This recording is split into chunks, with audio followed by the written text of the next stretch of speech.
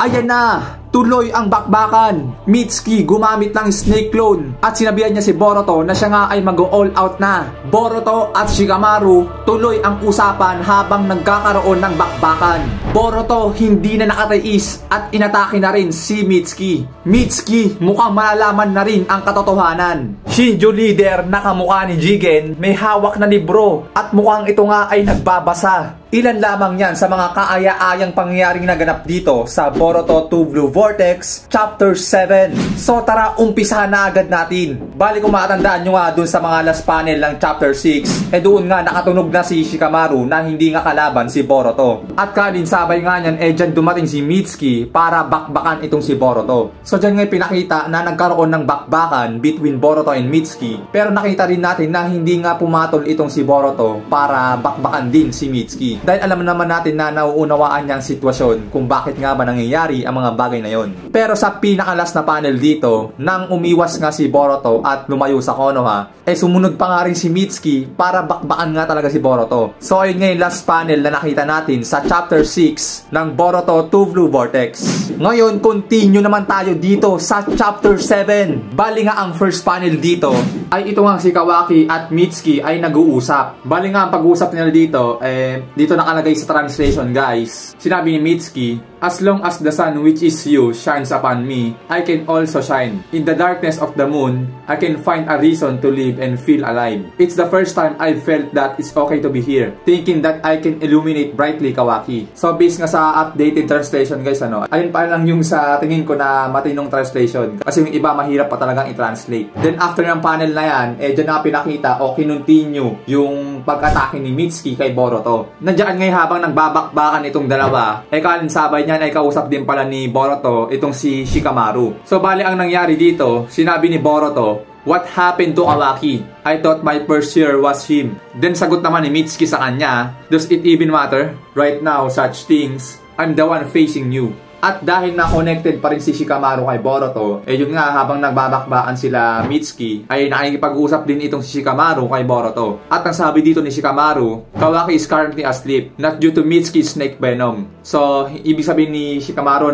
hindi lang dahil na nakatulog si Kawaki sa venom na ginawa ni Mitsuki, kundi mukhang may purpose yung ginawa ni Mitsuki kay Kawaki. Then, sabi pa dyan ni Shikamaru, "But to avoid being noticed by you through the presence of Otsutsuki." So, yun pala yung purpose ni Mitsuki, Then, kalinsabay dyan sabi ni Shikamaru, "That's the information I've received. Mitsuki is currently acting on his own." At kasunod nga niyan mga pare ko, ay dyan sinasabi ni Mitsuki, "I think I understand your strength. Defeating that code alone is a level that goes beyond the norm. In my opinion, the current Kawaki is not much for you. I can let him be killed, even if it costs me my life." At ang sagot sa kanya ni Boruto, "Stop it, Mitsuki. If you can't match me, it means you're just like him. There's no meaning in this kind of battle." At ang sabi sa kanya ni Mitsuki, "Even though I left Kawaki behind, there's another reason." So pag-uusap pa lang yan guys, pero mukhang balagbaga na talaga mangyayari. Then nasasabi pa nga dito ni Mitsuki kay Boruto, "I can go all out and not holding back against you."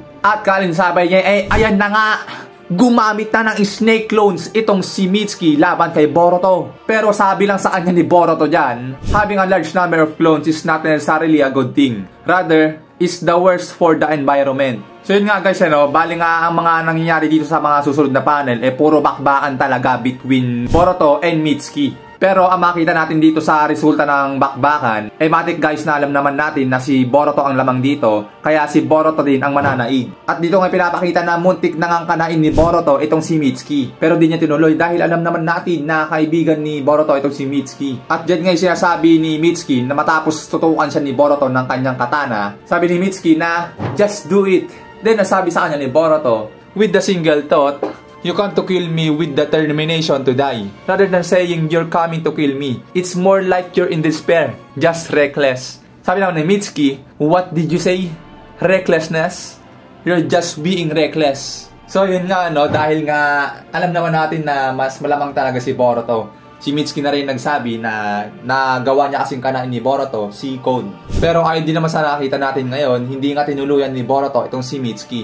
At matapos nga niyan, dyan nga pumasok si Shikamaru at sinabi niya kay Ino, "Ino, can you pick up Mitsuki's side of the conversation? I want to accurately grasp their dialogue." Sabi naman sa kanya ni Ino, "Don't say absurd things. It might become transparent to them even up to our conversation.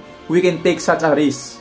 So yun nga no, mukhang may gusto pang i-check si Shikamaru sa pangyayari dito. Pero mukhang malalagay nga sila sa risk kapag ginawa pa nila ang isang bagay na iyon. Then kalinsabay nga yan, ayan na nga. Sinabi na ni Boruto kay Mitsuki, I'm your son. Siya daw yung araw ni Mitsuki. There is no replacement. Sabi sa kanya ni Mitsuki, lacking words to say, why do you become my son? Why does the conversation turn into you being my son? So ayun nga guys, alam naman natin na laging sinasabi kasi ni Mitsuki, si Boruto daw yung araw ni Mitsuki na nagbibigay liwanag sa buwan. Na ang buwan nga na iyon ay si Mitsuki. Then sabi sa kanya dyan ni Boruto, considering that, what about this snake? Why not end it all at once? At sagot sa kanya ni Mitsuki, why don't you escape? There should be plenty of ways. So may punto rin naman si Mitsuki dyan Actually kasi kayang-kaya naman talagang tumakas ni Boruto kahit anong oras. Pero may nais nga kasing iparating ito si Boruto kaya hindi siya tumatakas kay Mitsuki. At yun nga yung biglaan niyang sinabi na siya ang araw ni Mitsuki. Kaya ang nangyari ay binitawan na rin ni Mitsuki o tinigil na ni Mitsuki yung pag-atake kay Boruto. At ngayon nagkaroon sila ng malalim na pag-uusap at kalinsabay ngayon ayan na nga. Sinabi na ni Boruto na si Naruto at Hinata ay buhay pa daw. Kaya nga dyan ay nagulat itong si Mitsuki at si Ino na nakakonek o nakikinig pa rin sa pag-uusap nitong dalawa. Heto guys, sinabi dito ni Boruto sa page 30, the 7th Hokage is alive. He is safe. So dyan nagulat nga dito si Mitsuki at si Ino. At sinabi ni Boruto sa page 31, mother also. So ibig sabihin, pati si Hinata buhay din. So alam naman natin guys, diba, si Naruto, asapan niya si Hinata nasa kabilang dimensyon. Doon sa dimensyon ni Kawaki. Then sabi dyan ni Boruto, that's all I can say for now. You're originally someone who can shine brightly on your own. That's what I believe. But if you really need a son, just come to my place. Anytime is fine. At yan yung pumasok si Ino at sinasabi niya, what does this mean? Naruto is alive? Then pumasok naman si Shikamaru dahil na narinig yung sinabi ni Ino, hurry and move. Boruto want to talk. So ayun nga guys, syempre magugulat talaga sila na nalaman nila na buhay pa nga sila Naruto at Hinata. Then ang next panel naman dito ay dyan nga pinapakita na nagkamalay na nga itong si Kawaki. At dyan nga sinasabi na Ada na, Kawaki, sabi naman ni Kawaki, where is that bastard Mitsuki? So semi-bad trip nga talaga si Kawaki dito, dahil nga sleep well siya sa ginawa sa kanya ni Mitsuki. At sa kabilang panel, dito nga pinapakita si Shikamaru din yung pag-uusap nila dito nila Boruto. So dahil nga sinabi ni Boruto na buhay pa sila Naruto, sabi ni Shikamaru, in other words, is this what happened? Our memories were altered by Ada's divine technique, omnipotence. So mukhang nag-gets na nga talaga ni Shikamaru yung mga pangyayari, na yung sinabi siguro sa kanya ni Boruto na epekto yon ng omnipotence ni Ada. Kaya nagkabali-baliktad ang mga pangyayari. Sa page 35 naman, sinabi dyan, that's right. So yun sabi ni Boruto na tama yung iniisip ni Shikamaru. And sabi niya, I'll give you a brief explanation, but the details of the ability called omnipotence don't matter. Anyway, you forget about eventually. Sabi naman Shikamaru, what?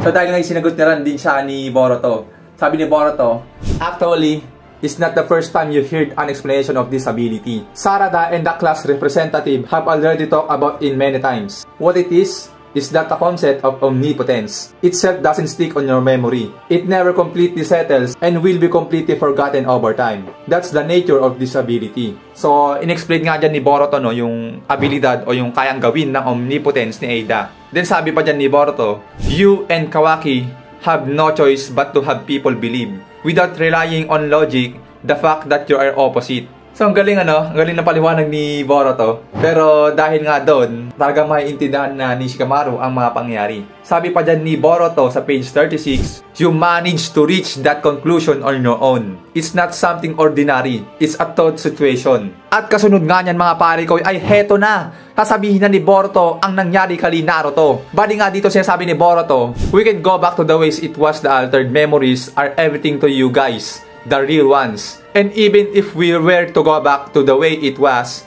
it wouldn't solve the problem between me and Kawaki. Then sa page 37, heto na guys. Sabi ni Boruto, he sealed Dad, the 7th Hokage, to protect him. For him to convince, he has to unseal it himself.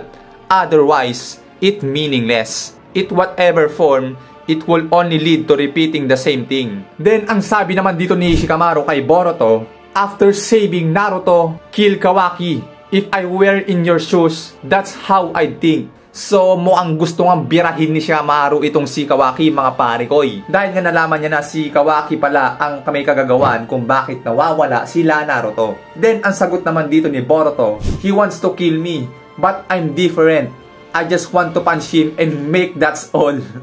So, gusto na lang palang sabakin ni Boruto itong si Kawaki sa gigil. Pero buti na lang naunawan nga talaga ni Boruto yung pangyayari, no? Kaya sinabi niya na I'm different, na parang hindi niya gustong patayin si Kawaki. Kaya gusto niya lang suntukin ito. Suntukan na lang kayo, mga pare. At ang last panel dito, mga pare, heto na. Itong si Jura, ang isa sa mga Shinjugans na kamukha ni Jigen. Kung makita natin, guys, may hawak siyang isang libro. At ito nga ay kanyang binabasa. At yung sinasabi ni Jura, it's a mysterious things in this world. The more our knowledge increase, the more new question arise. As we come to understand more, our awareness of our own ignorance grows. This is what make interesting, the increase in things we don't know. So mga pare, napakagrabe naman ang mga pangyayari dito. Dahil nga marunong din silang umitin ng mga iba't ibang bagay, mukhang mag-i-increase pa yung mga knowledge nila. At lalawak pa yung mga kanilang kaalaman at magkakaroon pa ng mga dapat alamin. Kaya mas lalong dapat natin asahan na lalawak pa ang kwentong ito. At dyan nga, continue tayo sa page 41, sabi ni Jura, by the way, I had a vague feeling about it, but none of the books here seem to have answer to my question. Should I go meet Naruto Uzumaki? Kailangan na nga bang makita ni Jura itong si Naruto Uzumaki para magkaroon na ng bakbakan between Kawaki and Jura? So mukhang next step na mangyayari dito, guys, sa next chapter ng Two Blue Vortex, mukhang kikilos na ang mga Shinjugans at pupunta na sa mga village para hanapin ang kanilang mga target at magkakaroon na ng matinding balagbagan sa mga malalakas na karakter. Okay guys, ayun nga ang mga pangyayaring naganap dito sa Chapter 7 ng Two Blue Vortex ng Boruto. Balagbagan to sa next chapter, mga pare koy. See you sa next chapter, guys. Maraming salamat sa inyong panonood. Hanggang dito tayo nagpapaalam.